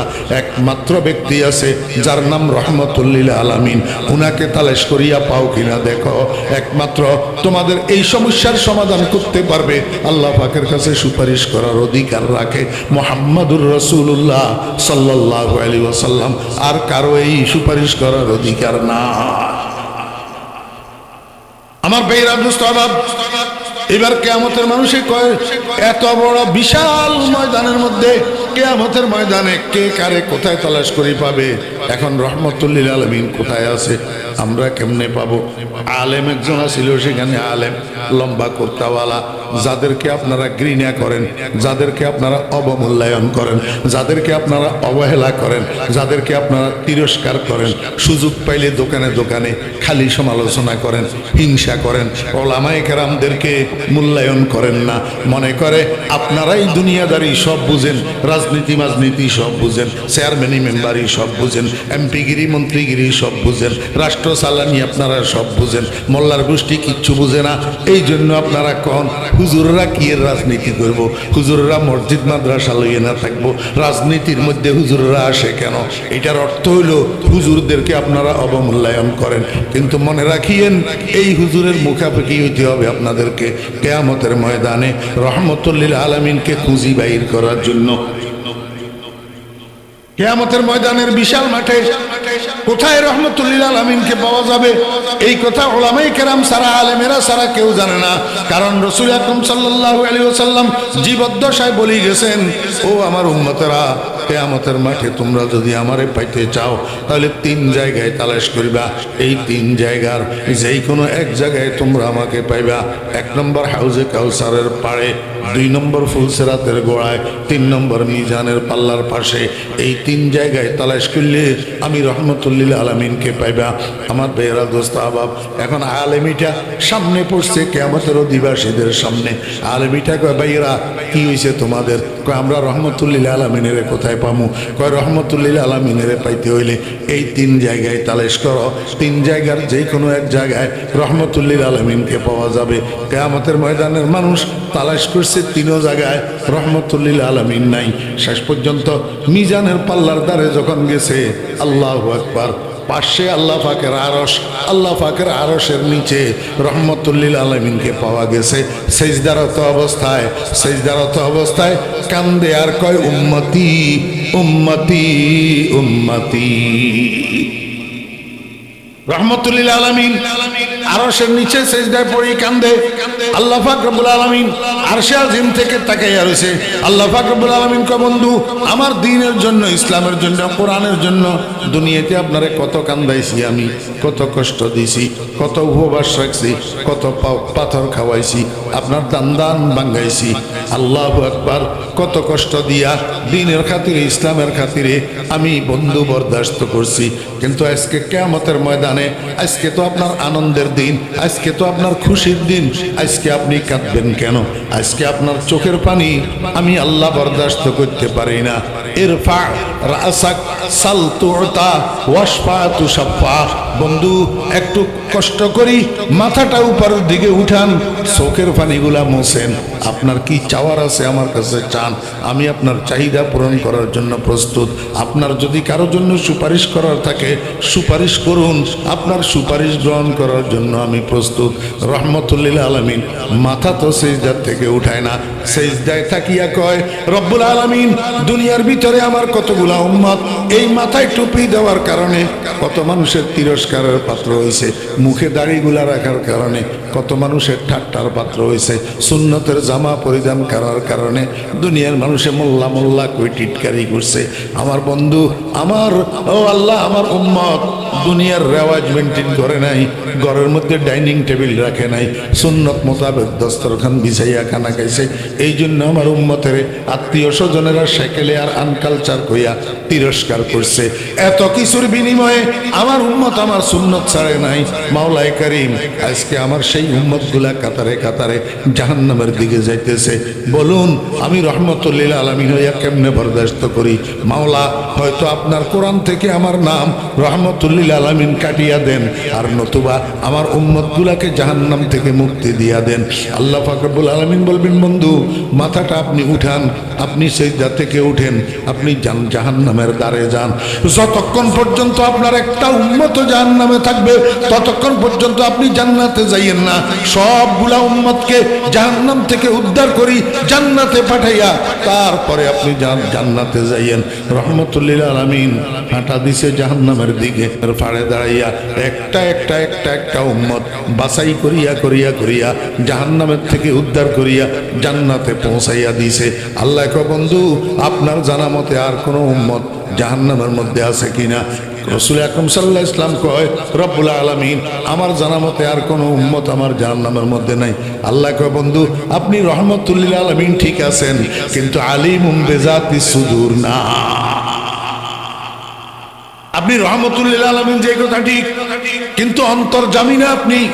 আমার বান্দা জীবনের কোনো এক ক্ষণে, কোনো এক মুহূর্তে, কোনো এক সময় 2-4টা সেকেন্ড খরচ করি মাত্র একবার জীবনে অন্তরের বিশ্বাসের সাথে একবার বলছিল লা ইলাহা ইল্লাল্লাহু মুহাম্মাদুর রাসূলুল্লাহ।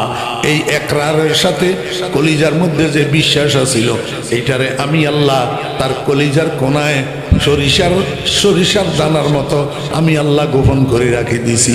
জাহান্নামে তো গেছে ঠিক, কিন্তু ভিতরে সরিষার দানা পরিমাণ ঈমান তো লুপ্ত আছে, যেটা আপনিও জানেন না, কেউ জানে না।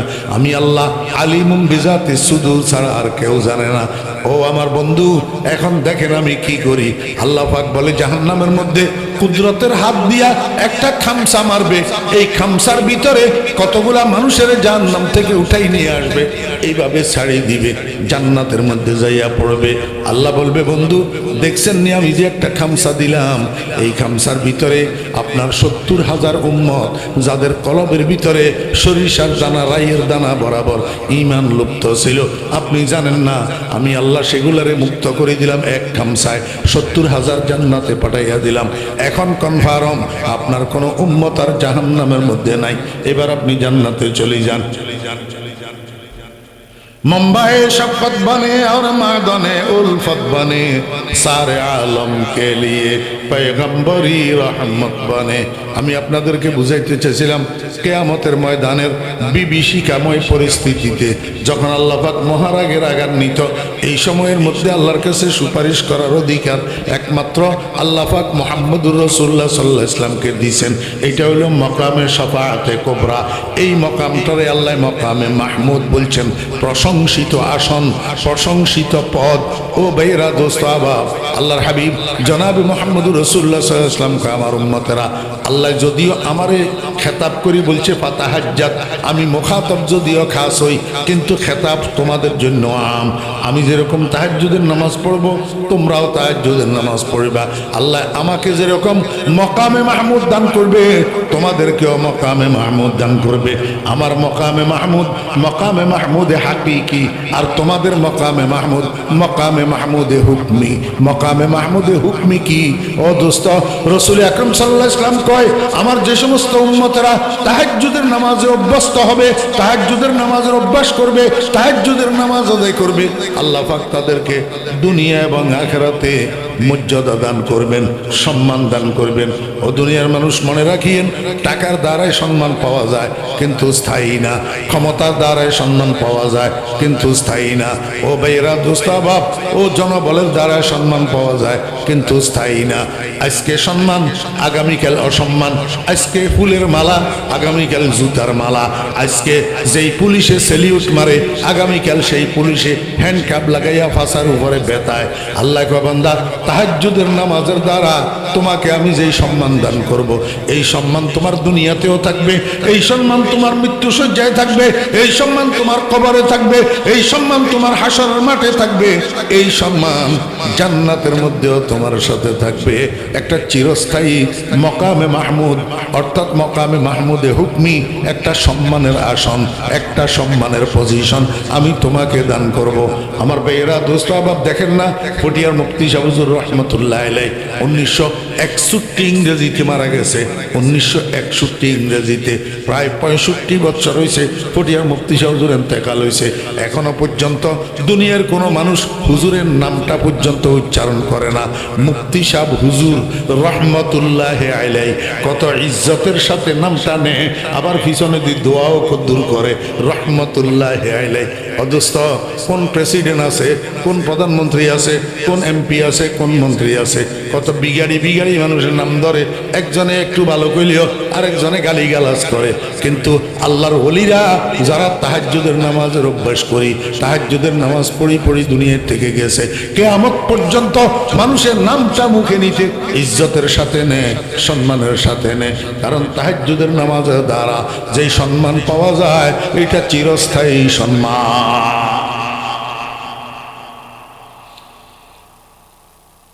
আমার বেরা দোস্ত আবাব, ইবাদত আবার দুই প্রকার।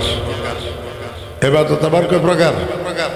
এক প্রকার হইল জিসমানি ইবাদত, আরেক প্রকার হইল জবানি ইবাদত। একটা দৈহিক ইবাদত, আরেকটা মৌখিক ইবাদত। দৈহিক ইবাদতের কথা তো আপনাদেরকে বললাম। দৈহিক ইবাদতের মধ্যে ফরজ সর্বোত্তম ইবাদত 5 ওয়াক্ত নামাজ, নফল সর্বোত্তম ইবাদত তাহাজ্জুদের নামাজ। এইবার মৌখিক ইবাদতগুলোর মধ্যে আসেন। মৌখিক ইবাদতের মধ্যে ফরজ সর্বোত্তম ইবাদত নামাজের কেরাত। খুব খেয়াল করতে হবে, নামাজের বাইরে এবং ভিতরে কয় ফরজ, ভিতরে কয় ফরজ, ভিতরে 6 ফরজ। 6 ফরজের মধ্যে একটা কেরাত পড়া আসেনি। এই কেরাত পড়া নামাজের মধ্যে কি ফরজ?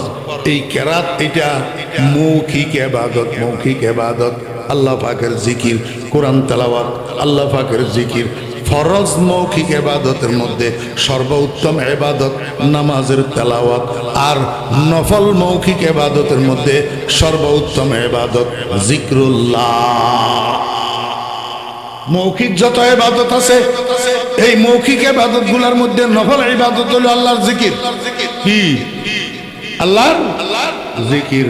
এই জন্য আল্লাহ পাক রব্বুল আলামিন কোরআন শরীফের কোনো জায়গায় কোনো ফরজ ইবাদতের ক্ষেত্রে কাসিরান শব্দ ব্যবহার করেন নাই। নামাজ বেশি বেশি পড়ো, রোজা বেশি বেশি রাখো, হজ বেশি বেশি করো, জাকাত বেশি বেশি দাও, এই কথা কোনো জায়গায় নাই। কারণ নামাজের মধ্যে লিমিটেশন আছে, জাকাতের মধ্যে লিমিটেশন আছে, রোজার মধ্যে লিমিটেশন আছে, হজের মধ্যে লিমিটেশন আছে। যে দুরা লিমিটেড করা, এ দুরার বাইরে করা যাবে না।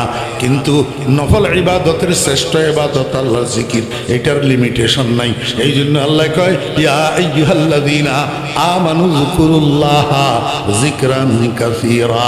হে ঈমানদারগণ, তোমরা বেশি বেশি আল্লাহর জিকির করো, বেশি বেশি আল্লাহর কি করো? জিকির করো। আমার ভাইরা দোস্ত আবাব, আল্লাহর জিকির যে করবেন, কি দিয়া জিকির করবেন?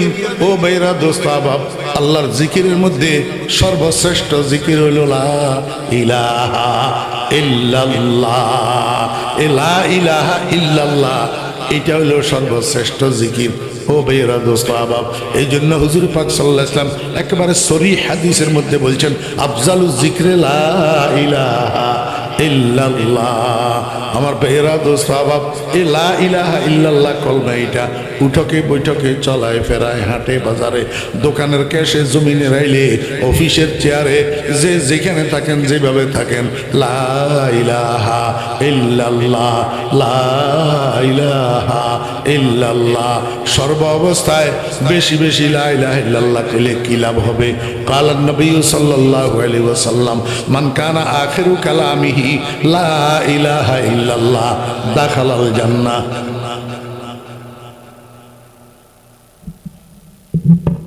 মনোযোগ আছে নি?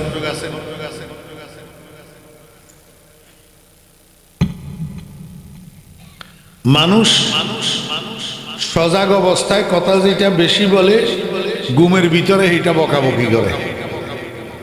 হ্যাঁ, পরীক্ষা আসেনি আপনাদের? ছোট্ট ছোট্ট নুরানির বাচ্চারা মাদ্রাসাত যাই পড়ে, নামাজের বাহিরে এবং ভিতরে 13 ফরজ, নামাজের বাহিরে 7 ফরজ, নামাজের ভিতরে 6 ফরজ, 2 রাকাত নামাজে 60টি মাসালা। কয়নি? এখন ফোলা বাড়ির যাই যখন ঘুমার, রাত্রের 12টা বাজে, মা বাপ দুজন খানা পিনা খাই তৈয়ার হইছে, মাত্র ঘুমাইতে যাইব। এই টাইমের মধ্যে ফলাই ঘুমের ভিতরে কয় 2 রাকাত নামাজে 60টি মাসালা, নামাজের বাহিরে এবং ভিতরে 13 ফরজ। ফোলার মায় কয় দেখছনি তোমার ফোলাই কি কয়? বাপে কয় যে দেখবো কিয়া, আমার ফোলাই মাদ্রাসা এগুলা পড়ে, এই জন্য ঘুমের ভিতরে এগুলা পড়ে। কথা বুঝছেন না? বুঝেন? আমি যখন জামাতে হাসতমে পড়ি, তা আমারে মাদ্রাসাওয়ালা এক বাড়িতে লজিং দিছে।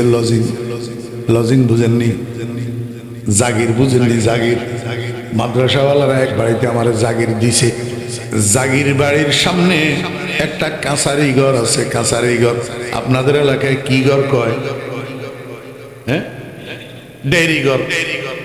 ডেইরি ঘরের মধ্যে 2 পাশে 2টা চকি।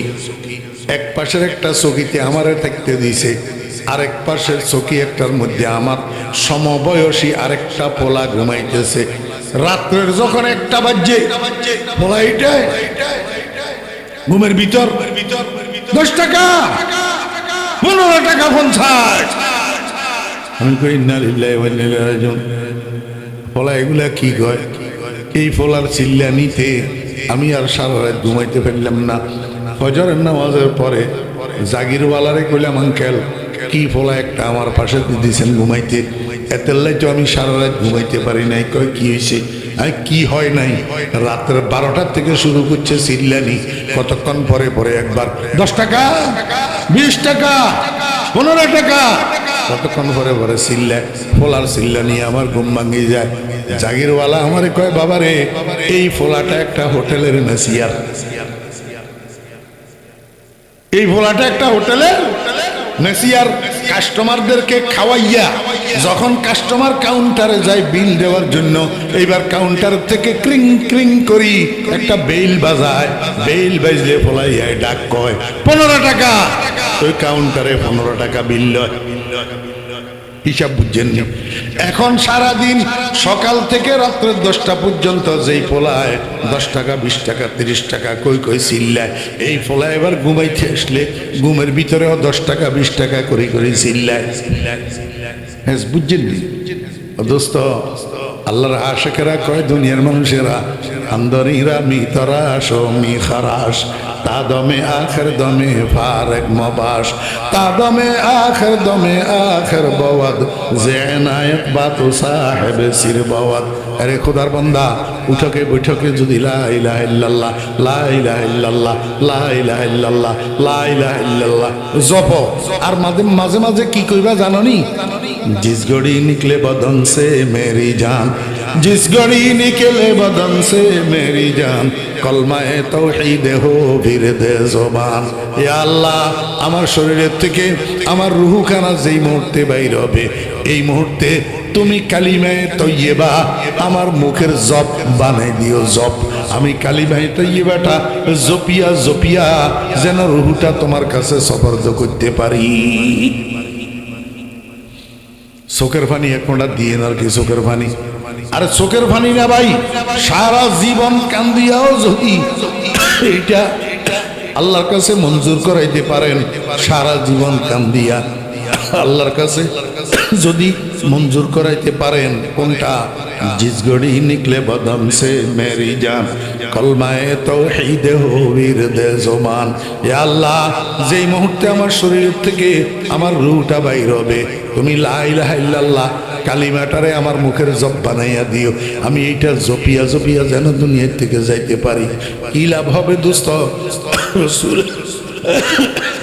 রসুল আকরাম সাল্লাল্লাহু আলাইহি ওয়াসাল্লাম বলে, সেই মানুষটার দুনিয়া থেকে যাওয়ার সময় তার শেষ কথা লা ইলাহা ইল্লাল্লাহ, এরপরে তার মুখ থেকে আর কোনো কথা বাইর হয় নাই।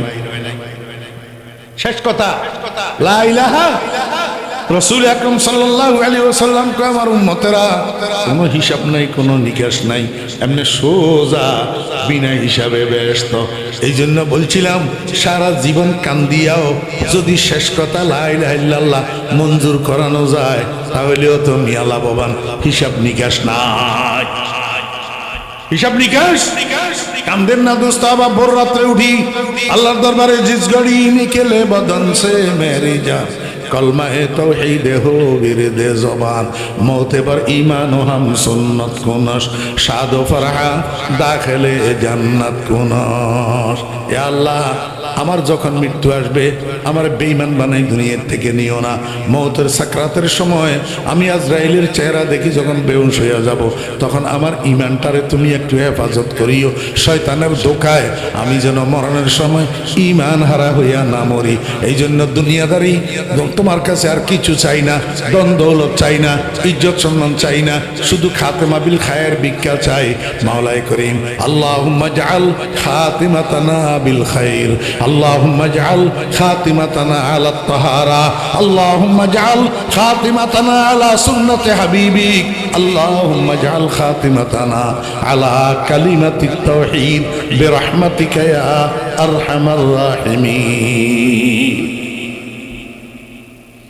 করবেন নি উঠাকে বৈঠকে লা ইলাহা ইল্লাল্লাহ।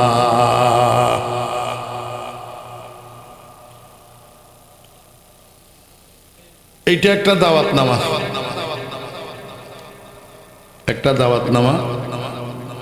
আমাদের ফেনীর ছাগলনাইয়া থানার বাংলা বাজারের পাশে হরিপুর গ্রামে 2017 সালে আমার পীর সাহেব হুজুর রহমতুল্লাহ আলাইহি, হযরত মাওলানা শাহ জমিরুদ্দিন নানুপুরি রহমতুল্লাহ আলাইহির নামে একটা মাদ্রাসা আল্লাহ পাক আমি অদমের হাতে করাইছেন, জামিয়া ইসলামিয়া জমিরিয়া নুরুল উলুম হরিপুর, সংক্ষেপে হরিপুর জমিরিয়া মাদ্রাসা। এই মাদ্রাসাটার আন্তর্জাতিক ইসলামী সম্মেলন এবং আন্তর্জাতিক কেরাত সম্মেলন আগামী মঙ্গলবারের পরের মঙ্গলবার, অর্থাৎ 25শে নভেম্বর মঙ্গলবার, 25শে নভেম্বর মঙ্গলবার। বলে হুজুর আন্তর্জাতিক বললেন কেন? বয়ানের জন্য, মাহফিলের জন্য দেশীয় ওলামায়ে কেরামরা তো আছে সভাপতি হিসাবে এবং আখেরি মুনাজাত পরিচালনা করবেন, নানুপুরের বর্তমান পীর সাহেব হুজুর দামাত বারকাতুহুম হযরত আল্লামা শাহ সালাউদ্দিন নানুপুরি দামাত বারকাতুহুম হুজুরও উপস্থিত থাকবেন এবং নানুপুর মাদ্রাসার একজন মুহাদ্দিস মাওলানা শওকত সাহেব দামাত বারকাতুহুম উনি থাকবেন। জিরির মতুন সাহেব হুজুর দামাত বারকাতুহুম হযরতুল আল্লামা হযরত মাওলানা খুবাইব সাহেব দামাত বারকাতুহুম উনি উপস্থিত থাকবেন। সাথে দুইজন বক্তা বিদেশি, একজন ভারতের আর একজন সৌদি আরবের। এই জন্য আন্তর্জাতিক সম্মেলন। সেই সাথে কেরাত সম্মেলন। কেরাত সম্মেলনে কেরাত পাঠ করবেন 4 জন বিদেশি কারি, একজন পাকিস্তান, 2 জন মিশর, একজন ইরান। এই 4 জন বিদেশি কারি কেরাত পাঠ করবেন। এই জন্য আন্তর্জাতিক কেরাত সম্মেলন। আপনাদেরকে দাওয়াত দিতেছি, ইচ্ছা করলে যাওয়া যায় না, কি কর? মানুষ দুবাই চলে যান না, আমেরিকা চলে যান না। আরে আমি আসি নাই আপনাদের এখানে, কথা কয় আমি আসছি না। একটা হাইস ভাড়া করলে 7-8 জনে আল্লাহর মতো যাওয়া যায় না? বয়ান শুনি আবার রাত্রে চলিও আসা যায়। মোহাব্বত মোহাব্বত মোহাব্বত থাকলে সবকিছু করা যায়। আমি দাওয়াত দিতেছি, যাইবেন, গরিবের মাদ্রাসাখানা দেখিয়ে আসবেন, দোয়া দিয়ে আসবেন, দোয়া নিয়ে আসবেন। আর আমার যদি কেউ বয়ানের জন্য দাওয়াত দিতে চায়, আমার মাদ্রাসার মাহফিলে যদি যায়, আমি অগ্রাধিকার ভিত্তিতে এই দাওয়াতগুলা মাহফিলের দিন ডায়েরিভুক্ত করি, এই দাওয়াতগুলা গ্রহণ করি। আপনাদের সবাইকে দাওয়াত দিলাম, যাইলে খুশি হব ইনশাআল্লাহ। মনে থাকার জন্য এখান থেকে এই কয়েকটা হ্যান্ডবিল রাখলাম, এই কয়েকজনের নিয়ে। হ্যাঁ, এক